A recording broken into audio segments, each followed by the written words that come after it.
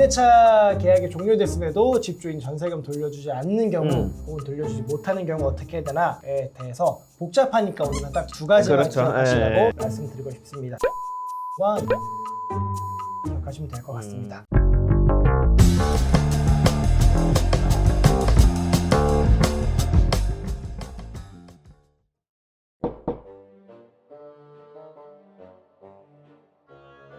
네, 오늘은 집주인이 보증금 돌려주지 않을 때 어떻게 해야 되나 라는 주제로 한번 얘기를 나눠보도록 할게요. 최근에 주택시장 얼어붙으면서 임대차 기간 종료됐음에도 집주인이 보증금을 돌려주지 못하는 경우가 되게 많죠. 그렇죠. 이게 사실 웃긴 게 보증금은 자기 돈이 아니잖아요. 돌려줘야 되는 건데 그렇죠. 집주인들은 자기 돈이라 생각하고 막 써요. 그런 다음에 이제 세입자가 나간다고 돌려달라고 하면은 다음 세입자가 들어와야지 줄 수 주겠다. 있다. 이런 분들이 많죠. 근데 되게 당당하시죠? 당당해요. 집주인분들이? 이게 조금 재밌는데 사실 계약 기간 끝나면 보증금 그때 돌려줘야 되는 거거든요. 그쵸. 그게 원칙인데 너무나 당당하게 새로운 세입자 들어와야 줄 수 있다. 그 기다려라. 원래 그런 거예요. 막 어. 이렇게 얘기한 경우도 그렇죠. 진짜 많고. 내가 열심히 지금 세입자 구하고 있다. 네. 좀 조용히 하고 있어라. 네, 맞아요. 왜 열심히 하고 있는데 당신을 위해서 당신 보증금 내가 돌려다 주려고 네. 이렇게 하고 있는데 네. 이게 좀 이상해요. 네. 어. 없는 법도 만들어내신 분도 있으시죠? 없는 법 되게 많이 만들어내셔요. 제가 들었던 것 중에서 하나는 계약 끝나고 3개월까지는 보증금 반환을 유예해주는 법이 있다. 네, 맞아요. 네. 그게 맞나요, 변호사님? 그래서 저도 갑자기 들으니까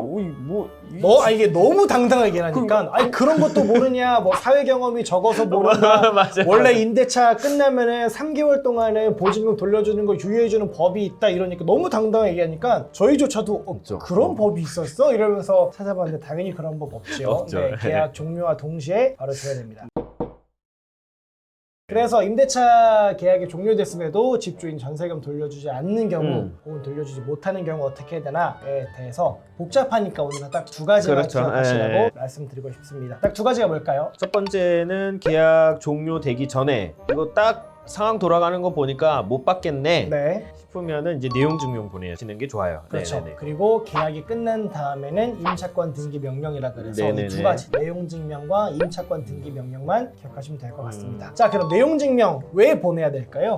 일단은 그 임대차 계약이 종료됐다는 거를 정확하게 하기 위함이고요. 내용 증명을 통해서 그 계약이 이제 묵시적으로 갱신되는 것을 막을 수가 있어요. 그렇죠. 내가 이거 계약 끝낼 거예요 라는 걸 얘기를 해야 정확하게 그렇죠. 묵시적 갱신을 막을 수 있고 또 다른 이유는 집주인이 보증금 돌려주지 않아서 내가 이사 가야 될 집에 계약금 날리는 경우 진짜 많잖아요. 그렇죠. 예를 들어서 뭐 11월 말에 계약이 끝나요. 11월 말에 계약 끝나니까 나는 12월 1일부터 다른 데로 이사 가야죠. 그 집을 구해놨어요. 내 지금 임대인이 보증금을 돌려줘야지 그 보증금을 가지고 12월 1일에 새로운 집에 그렇죠. 보증금을 내는 건데 내 임대인이 보증금 안 주면 새로운 데 못 들어가잖아요. 그러면 거기서 내가 이미 걸어둔 계약금 날리게 되잖아요. 계약금 날린 것만 억울한데 우리 집주인한테 그때 그거 가지고 내놔라 라고 하면은 나는 그런 거 몰랐는데 내가 왜 그런 것까지 주냐 라고 하는 경우가 상당히 많아요. 그렇죠. 실제로 받기도 어렵죠. 어렵고요. 그러니까 이런 거를 내용 증명으로 미리 얘기를 해 놓으면 우리는 계약이 11월 말에 끝나고요. 저는 12월 1일에 다른 곳으로 이사 갈 거고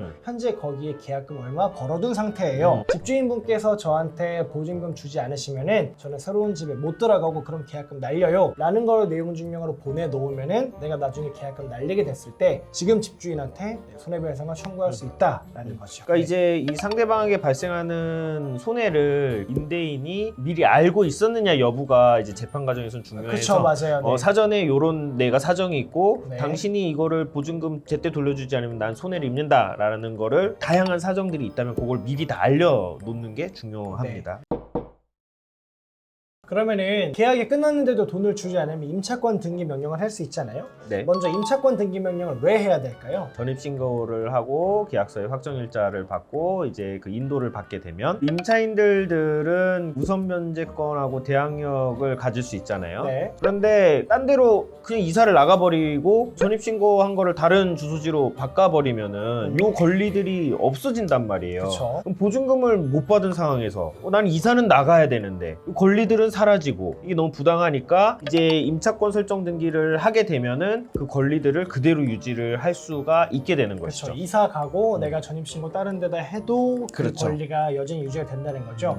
그게 사실 이제 가장 기본적인 거고, 또 다른 중요한 요소 중 하나는 집주인 압박하는 게 가능해요. 사실. 그렇죠, 그렇죠. 왜냐면 임차권 등기가 되는 순간 이 집 경매로 넘어갈 거예요, 뭐 이 집 돈 안 줘요 라는 걸 등기부에 딱 도장 찍어 놓는 셈이잖아요. 그렇죠. 그러면 임차인이 새로운 임차인이 안 들어오겠죠. 그러면 해당 주택이 경매로 넘어갈 가능성이 높고, 집이 아무래도 경매로 넘어가서 팔리다 보면 집주인이 손해를 많이 보기 때문에 여력이 조금이라도 있는 집주인이라고 한다면 임차권 등기 명령 얘기 나오면은 바로 돈 주고 해결하려고 하는 경우가 상당히 많죠. 그래서 집주인 압박하는 용도로도 사용할 수 있다라고 이해하시면 될 것 같고, 임차권 등기 명령할 때 주의할 점이 하나 있죠. 이사를 언제 가야 되는가. 네, 어떤 분들은 임차권 등기 명령 신청 이사 가시는 분들이 있는데 그거 안 되죠. 큰일 나죠. 네. 또 많이 헷갈리시는 게 임차권 등기 명령 신청한 다음에 법원에서 결정이 나와요. 오케이, 임차권 등기 명령 해라, 결정 땅땅땅, 법원 결정 받았으니까 이사 가야지. 요거 되나요? 그것도 안 됩니다. 이것도 안 되지. 그럼 언제 이사 갈 수 있나요? 임차권 설정 등기가 등기부상에 반영이 그쵸. 됐을 때, 네, 등록이 됐을 때 그렇죠. 그때 이사를 나가시는 거고요. 여기서 말하는 이사는 구체적으로 이제 그 전입 신고를 확정적으로 빼는 것을 의미합니다. 네, 그래서 보통 법원에서 결정 나오는 데까지 한 10일 정도 걸리고, 네네, 그 정도 법원에서 이제 걸려요. 뭐 등기 촉탁해서 등기부에 실제로 임차권 등기가 딱 찍히는 것까지 하면은 2주에서 뭐 길어봐야 한 3주 정도 걸리니까요. 이런 두 가지 요소, 내용 증명과 임차권 등기 명령 기억하셔가지고 보증금 꼭 받을 수 있으셨으면 좋겠습니다. 네, 감사합니다. 감사합니다. 법무법인 A파트에서 사기꾼 백서라는 전자책을 작성해서 무료로 배포해드리고 있습니다. 열심히 읽어보시고 숙지하셔서 사기 피해 방지하시기 바랍니다. 용 변호사님이 직접 쓰신 건가요? 그렇습니다. 네, 많은 사랑 부탁드리겠습니다. 감사합니다. 이상한 것 같은데.